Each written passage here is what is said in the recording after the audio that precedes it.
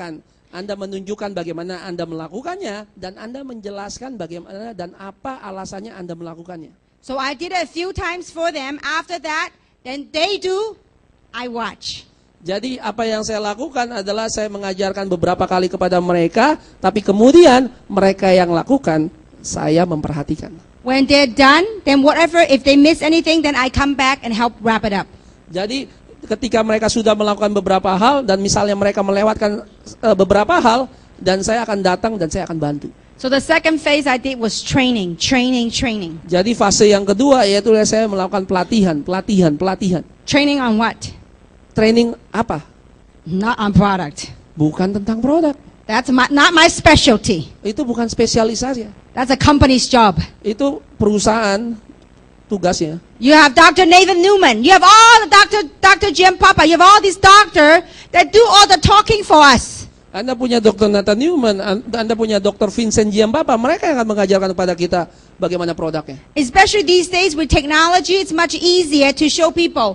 You hit the play and watch. Iya, apalagi dengan teknologi yang ada sekarang, ya Anda tinggal tonton, setel videonya dan tonton saja. See, because whatever we do forms an impression to your prospect. Karena kenapa? Apapun yang kami lakukan itu akan memberikan impresi kepada prospek Anda. If your prospect say, wow, it is simple. You just play, I watch, and I like, and I join. It's simple. Jadi kalau Anda memberikan impresi yang sederhana, ya Anda setel videonya, orang lain lihat dan mereka senang, mereka join. So Sederhana jadinya. what I teach people is to how to enroll other people. Yang saya ajarkan adalah bagaimana caranya mendaftarkan orang lain. And mastering the basics. Dan menguasai hal-hal dasar, menjadi master terhadap hal-hal dasar. And to identify their why. What is their why? Dan mengidentifikasi alasan mereka. Kenapa mereka mau bergabung bersama Jenes? Because it is their why that's going to keep them in the business. Karena alasan mereka itu yang akan membuat mereka bertahan di dalam bisnis ini.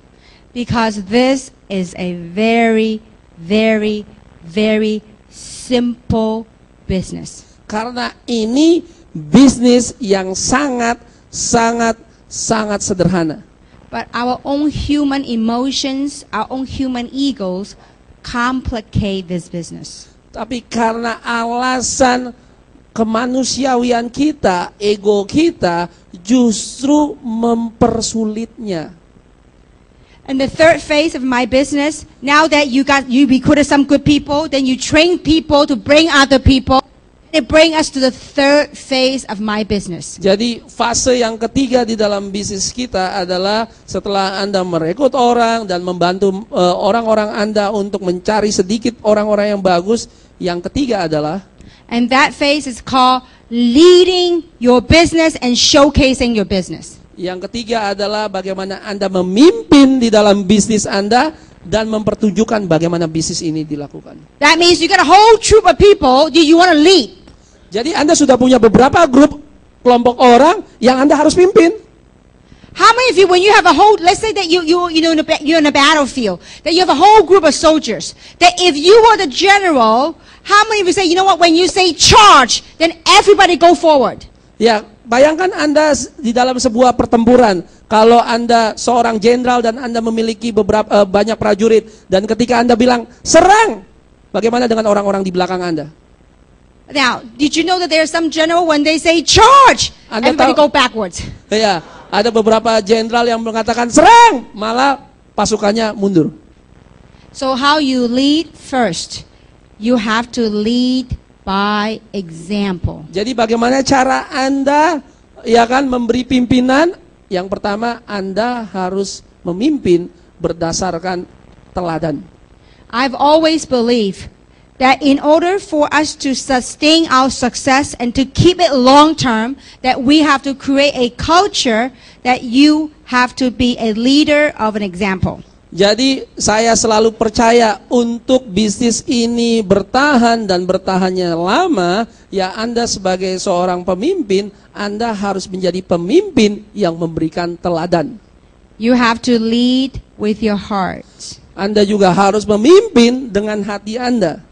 To be a good leader in this business, Untuk Untuk menjadi pemimpin yang bagus di bisnis ini, you've got to have a serving heart.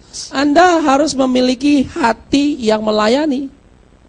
Because if it's only about money, oh, if I help you talk to these people, I make money, it's only money, money, money, pretty soon you will quit this business. Karena kalau hanya satu-satunya alasan untuk uang, oke, saya bantu Anda karena saya tahu saya akan dapat uang, ya, tidak lama kemudian Anda akan berhenti dari bisnis ini. Serving heart means when you help enough people to get what they want, you will get what you want. Ya, hati yang melayani ini adalah dengan Anda membantu orang-orang di bawah Anda untuk mendapatkan apa yang mereka inginkan, ya, Anda juga mendapatkan apa yang Anda inginkan.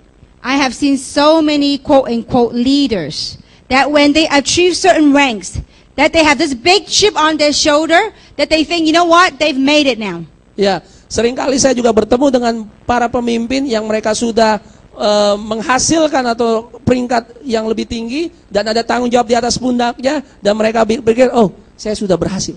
Every day they look at the back office, look at the genealogy to see who is working. Dan mereka melihat di back office, dia melihat genealogi siapa yang bekerja. That's called in a management mode. Itu yang namanya mode manajemen. They try to manage people that don't even work for them. Mereka mencoba memanage orang-orang yang bahkan tidak bekerja untuk bisnis ini. These are not your employees. You can't manage like that. Ini bukan karyawan Anda. Anda tidak bisa memanage mereka atau memperlakukan mereka seperti itu. You want to be successful, the first 2 years of your business, you gotta be in phase 1.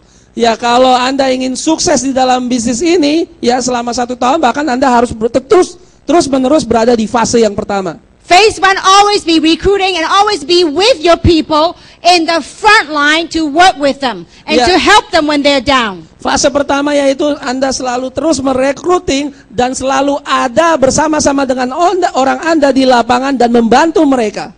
Because you have no idea what we would do for people when you're in the front line with them and when they're down, when they got beaten up, you say, you know what guys, it's okay. We can do it together. We're going to make this happen. You have no idea that comfort will do for people. Anda tidak pernah mungkin menyadari ketika Anda bersama-sama dengan orang-orang Anda di lapangan dan mereka dipukuli, mereka mengalami banyak sekali kesulitan dan penolakan. Dan ketika kita mengatakan tidak apa-apa, bersama-sama kita akan berhasil, itu akan membawa satu kenyamanan bagi mereka. Anda tidak tahu atau mungkin tidak menyadari hal itu. And also to be a great leader, we got to have a grateful heart. Dan juga tentu sebagai pemimpin yang baik, yang bagus, ya Anda harus memiliki hati yang selalu mengucap syukur. One of the things I love about Jeunesse, a culture that we're able to create in this company, is a grateful heart. Ya, satu hal yang saya senang ya di bisnis ini, di Jeunesse, yaitu adalah hati yang selalu memiliki pengucapan syukur. Too many times when people have successes, they forgot where they came from. Seringkali ketika mereka banyak orang yang mencapai sukses, mereka lupa dari mana mereka berasal. I tell you, one of the things so unique about our company, and this is the feedback from other network marketing leaders that have joined us. Jadi yang luar biasa ya mengenai perusahaan Jeunesse ini adalah sebuah feedback dari orang-orang MLM di luar sana yang akhirnya bergabung dengan kami.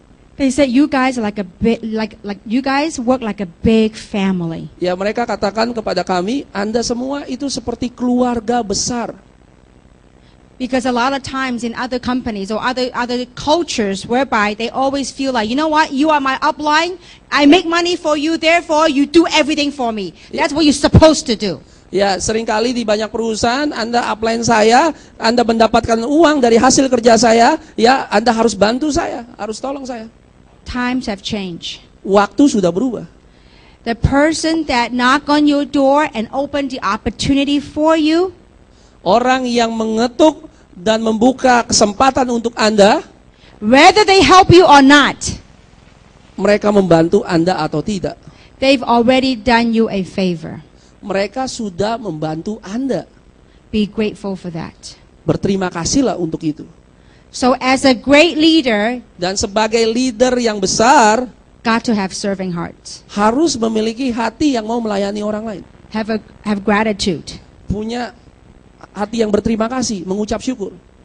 Now that you have a group of people, how do you showcase your business? Jadi ketika Anda sudah memiliki grup kelompok ya yang cukup, bagaimana caranya Anda menunjukkan bagaimana bisnis ini? How do you get people to the next level, to really climb that ladder, to be somebody, to change your life, to be a millionaires? Bagaimana caranya mereka untuk naik ke tangga itu, naik ke peringkat supaya mereka menjadi seorang milioner?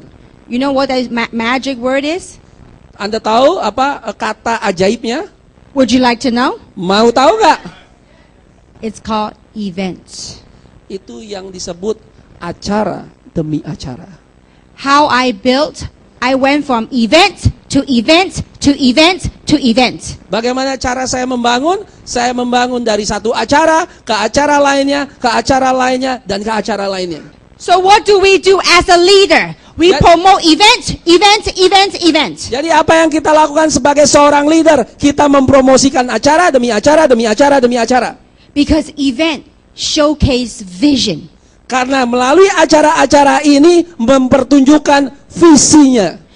Event showcase inspiration. Karena acara itu menunjukkan inspirasi. People wanted to see, look at